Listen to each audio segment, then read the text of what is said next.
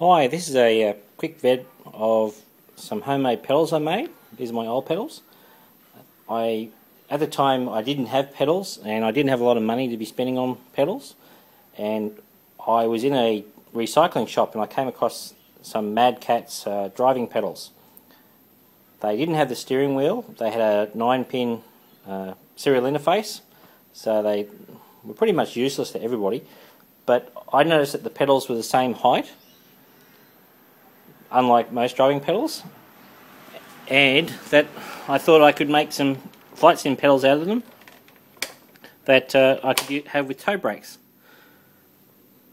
So I chopped the pedals in two and wired the pots up. There's a pot in each pedal to a game port interface. So that's the rudder motion there, action, and then you've got the braking on each side.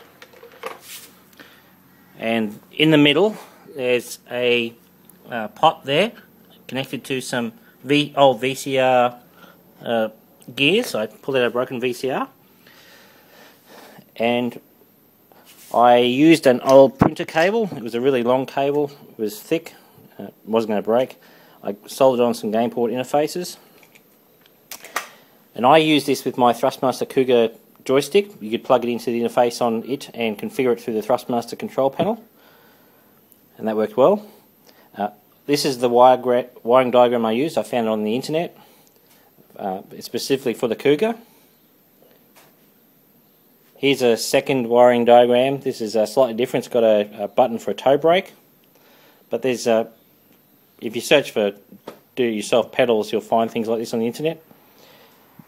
Now, the things I would have done differently on these pedals is have a support, like a rail underneath the feet, because your feet do put a bit of force on them, and this one is a little bit of wobble.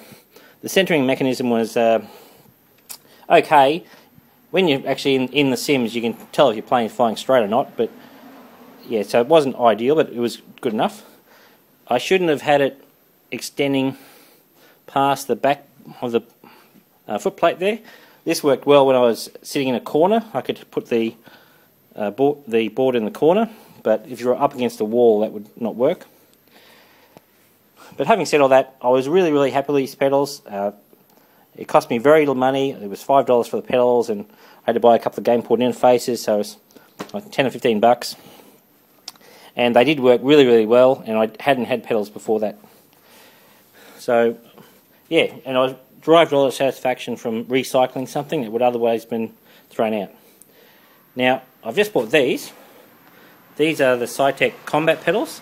They're very cool. They work as well as they look. They've got metal feet.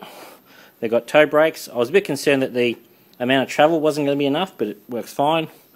They're adjustable in USB, and very cool. I got mine from the Flight Sim store when they were having a free delivery sale. But coming back to my old pedals, I mean, if you don't have any money, you can do things, and I was really happy I did this, and it was a lot of fun. Okay, thank you.